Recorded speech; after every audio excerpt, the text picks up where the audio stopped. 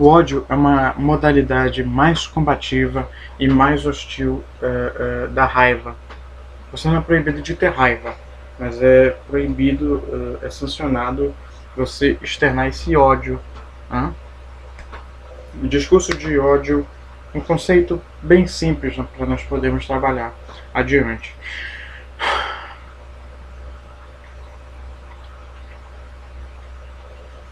Ele ocorre quando um indivíduo ou um grupo de indivíduos se utiliza da liberdade de expressão e dos meios de comunicação disponíveis para propagar discriminação, preconceito, intolerância e até, como se diz?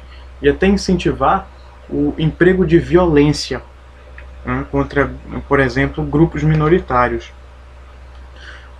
Que mais? Esses meios de comunicação podem ser TV, rádio, internet, pode ser revista,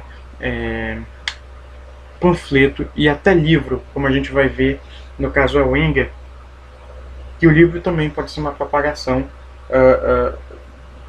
das ideias odiosas. E ele muitas das vezes, o discurso de ódio, ele é muitas das vezes baseado em características como sexo, gênero, etnia, cor, condição social, religião, condição financeira. Tudo que uma pessoa tem para implicar com a outra é possível encaixar aqui. É incrível. No sentido de abominável um negócio desse. Mas, continuando.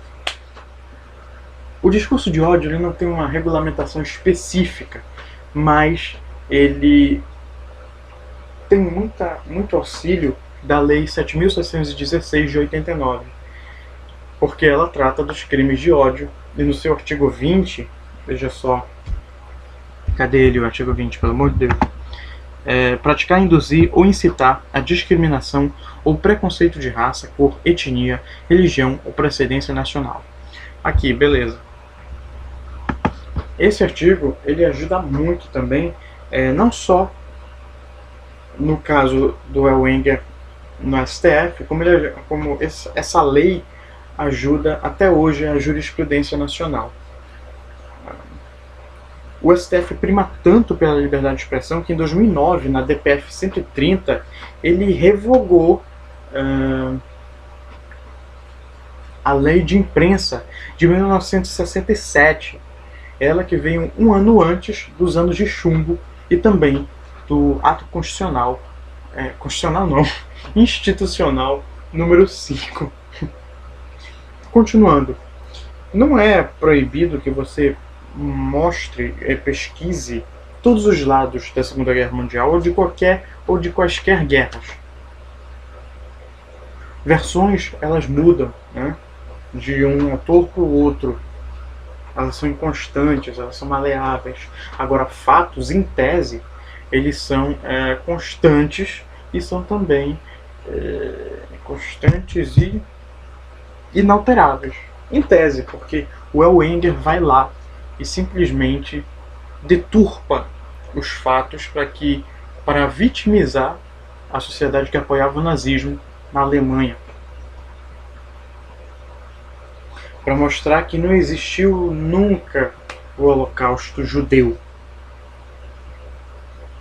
E isso ele faz pelo fanatismo dele por essa ideologia, mas no fim ele veio à tona, foi aluno e foi criou. Continuando aqui. Posso trocar, rapaz?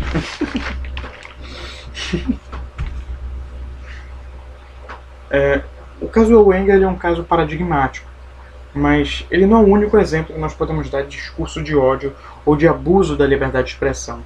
Você tem vários atores e atrizes, várias personalidades negras que já tiveram holofote na mídia.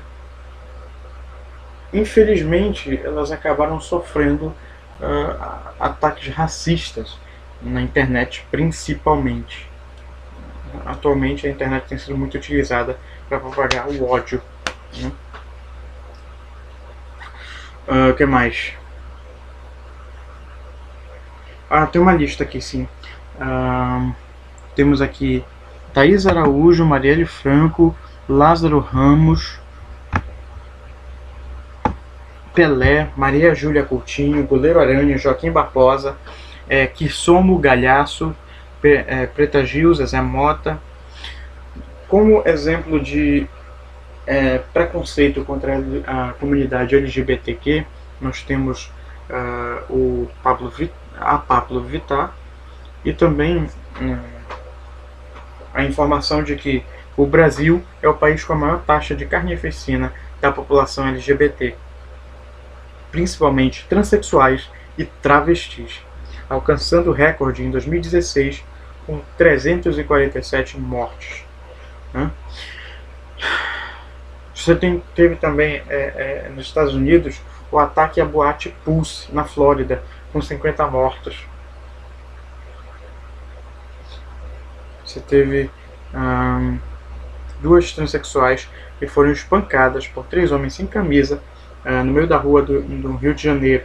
Vários carros e pessoas passaram, mas ninguém fez nada para impedir essas agressões. Outro exemplo são os crimes de honra do Código Penal. A calúnia, difamação e injúria. Como o Adam já explicou, eu vou pular. Tá? O debate político entre a direita e a esquerda na internet gera muito discurso de ódio, um antro, uma horda desse tipo de coisa. E você tem exemplos aqui também. O impedimento da palestra de Judith Butler no Sesc Pompeia e o impedimento da sessão do filme do Olavo de Carvalho na Universidade Federal de Pernambuco. Agora nós vamos tratar aqui de outros exemplos, mas só que eles têm algo especial. As fake news, por exemplo, elas só são permitidas quando elas são anunciadas desde o início como falsas. Os sites que elas propagam já são conhecidos por tratar delas como falsas desde o início. Então, aqui não há um problema muito grave, porque você já tem a informação acessível que aquilo não é verídico. Exemplo disso é o sensacionalista, que tem um viés humorístico, e o engano que eu posto, que tem um viés informativo, de maneira descontraída. Mas tirando essa exceção, os fake news elas não são abarcadas, porque elas prejudicam o debate. Elas enganam quem coleta as informações e podem enganar até quem as ouve. Você tem também outro caso excepcional, a contribuição artística, filosófica, científica e teórica, e ela é levantada pelo Daniel Sarmento. Por exemplo, ele cita Aristóteles e Platão, que inferiorizavam as mulheres, eram muito machistas em seus diálogos. A Agatha Christie, que ela tinha preconceito com negros e tratava os nativos e árabes com muito estereótipo.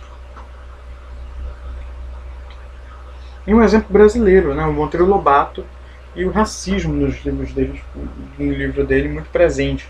Ele era apoiador da Ku Klux Klan, odeio esse nome, sério mesmo, horrível, e da eugenia ariana.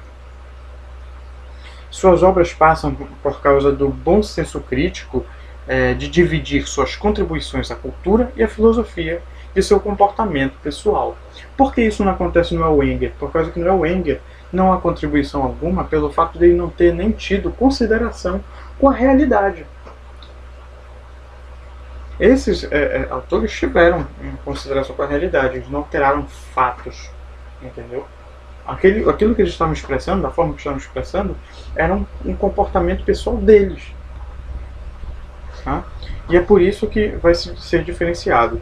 Interessante citar aqui comportamento e falar que, acho que eu vou só poder citar, mas citar o comportamento pessoal que se distingue da crença, na parte da liberdade de religião, e na parte que o professor falou de crucifixos serem retirados. Eu não sei se eu vou poder abordar isso por muito tempo, mas pode ficar para os adendos, tá? Por fim, existe aqui um quadro incompleto que eu estava elaborando de elementos comuns aos conceitos diversos de discurso de ódio. E, de maneira clara ou não, eles têm o seguinte: eles não têm imparcialidade, razoabilidade, fundamentação persuasiva, respeito à dignidade do próximo, flexibilidade, boa-fé, contraditório e ampla defesa. Sim, eu busquei alguns princípios do processo civil e eles se encaixam de maneira impressionante bem aqui, né, na falta.